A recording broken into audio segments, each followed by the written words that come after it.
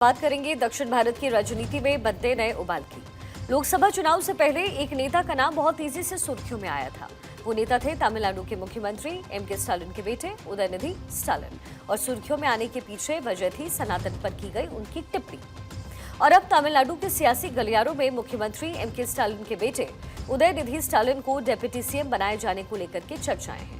जानकारी के मुताबिक उदयनिधि स्टालिन को जनवरी में उप मुख्यमंत्री बनाया जाना था, लेकिन सनातन विवाद और उसके बाद संसद चुनाव के चलते ये फैसला टाल दिया गया।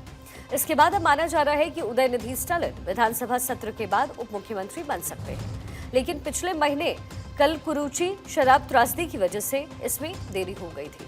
कलाकुरुची जिले में जहरीली शराब पीने से 65 लोगों की मौत हो गई थी। कहा जा रहा है कि मुख्यमंत्री एम.के. स्टालिन की निर्धारित विदेश यात्रा से पहले उदयनिधि स्टालिन को उप मुख्यमंत्री बनाने के लिए बातचीत चल रही है।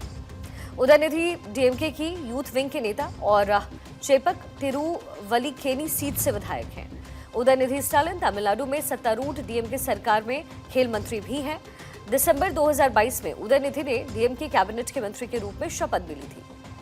दिलचस्प बात यहाँ यह है कि उदयनिधि के पिता एम.के. स्टालिन को भी 2009 के लोकसभा चुनाव के बाद उप मुख्यमंत्री बनाया गया था।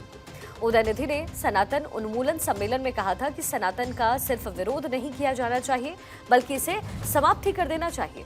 हम डेंगू, मच्छर, मलेरिया या कोरोना का विरोध नहीं कर सकते, हम इसे मिटा सकते हैं, हमें इसे मिटाना है।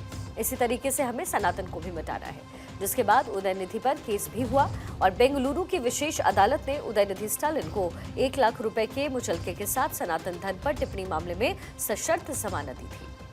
अदालत ने सनातन धन पर अपमानजनक टिप्पणी के संबंध में सामाजिक कार्यकर्ता वी परमेशा की ओर से दर्ज कराई गई शिकायत के आधार पर उदयनिधि स्टालिन को पेश होने का आदेश दिया था।